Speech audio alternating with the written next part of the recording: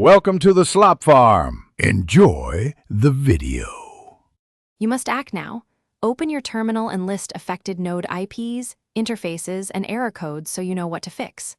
Next, inspect the Roman 6 configuration file to find recent edits and active profiles.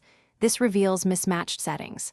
Then, quickly verify the physical layer. Check SFP modules, PoE power, and 1 Gbps link lights. Swap cables if uncertain.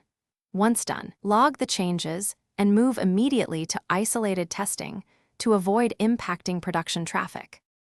Start comprehensive diagnostics.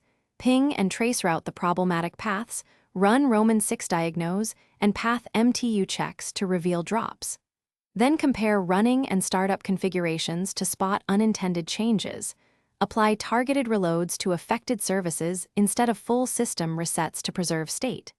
Examine routing protocols. Check BGP or OSP neighbor states, route maps, and prefix filters to ensure routes are learned and exported correctly.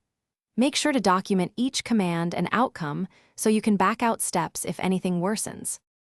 After confirming diagnostics, apply targeted fixes and commit changes during a scheduled maintenance window so you control impact. Once committed, verify end-to-end flow with real user tests and synthetic transactions, and watch monitoring alerts for regressions. If traffic stabilizes, monitor for one maintenance cycle before declaring success. If problems persist, use the key troubleshooting tip. Roll back the most recent commit or isolate the suspect node to reproduce the issue, then iterate.